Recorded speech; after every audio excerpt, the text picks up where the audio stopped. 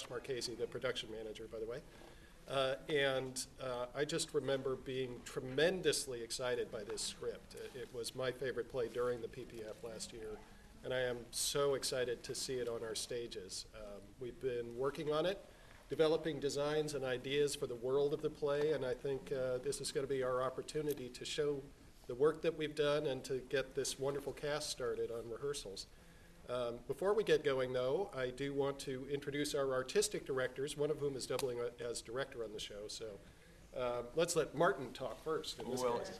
Normally we don't allow David to direct, but we thought on this occasion, since he knows so much about France in a period of time, and in fact lived through much of it,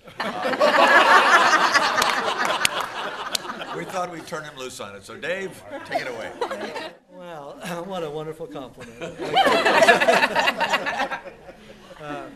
Well, again, I agree. I think the Pacific Playwrights Festival last year was very exciting.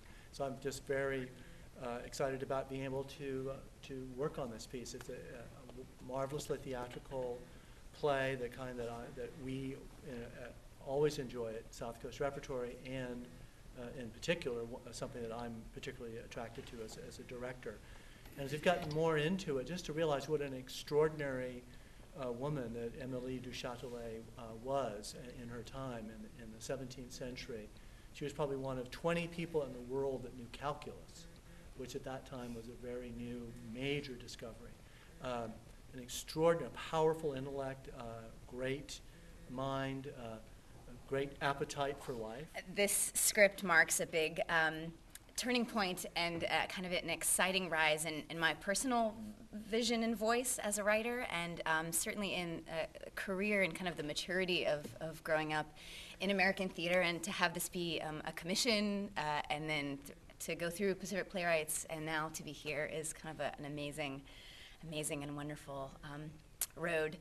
And it's moments like this when you realize what a delightful art mine is, that I get to benefit from such genius and talent of all of you. So it's just going to be exciting. So here we go. All right. I love the way that Lauren has kind of used a 21st century vocabulary theatrically to illumine this extraordinary 17th century woman and the kind of truths that she or issues, the truthful issues that she felt are ones that we still deal with. Hi, I'm Natasha Roy. I'm playing Emilie. Hi, I'm Susan Denaker. It's my first time here, and I'm playing Madame. Don Reilly, Voltaire. Rebecca Mozo, Soubrette. Matthew Humphreys. I'm playing the Gentleman. How does this world arrive? How do we create it? What point do we start? How does it come together?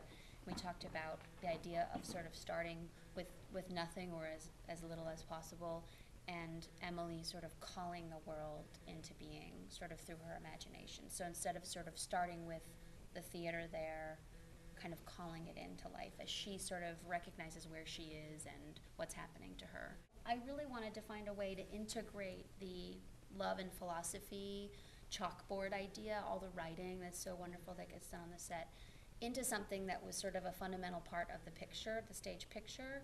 And so we came up with the idea of this wheel that, I don't know how well anybody can see this, but one side of it's gold and it says love, and the other side says philosophy, and it's sort of like an etching. I started researching 18th century and 17th century stage machinery and sort of what the theater would have looked like, and got really excited about the actual mechanics of how theater worked in the 18th century, and looking at all the cogs and the wheels and the ropes and all the kind of backstage beauty that happens, and just started thinking that that's a really beautiful metaphor for the play in general, because she's a scientist, she's interested in the way things work. Emilie and Voltaire are here, and so Voltaire we think of in sort of a different theatrical way. He also somehow has come through time, but is much more substantial, you know, and being the one character throughout. And so this is his costume is this.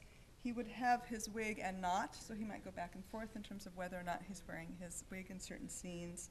And then that's the fabric. So he has some of that gold, but it's not that completely stripped away. And then Emilie is in the richest color of anybody, and is in something which is much more sort of inspired by, but not as literally 18th century. And so actually it's almost a modern jacket, that's sort of a bone jacket inspired by a corset, and what a bodice would look like in the 18th century. And then this coat that she has is based on actually a man's coat of the period, but it has a sort of a more feminine back. So again, it's inspired by different elements, but modified to be more timeless, ultimately, in terms of how we find her and where she's at.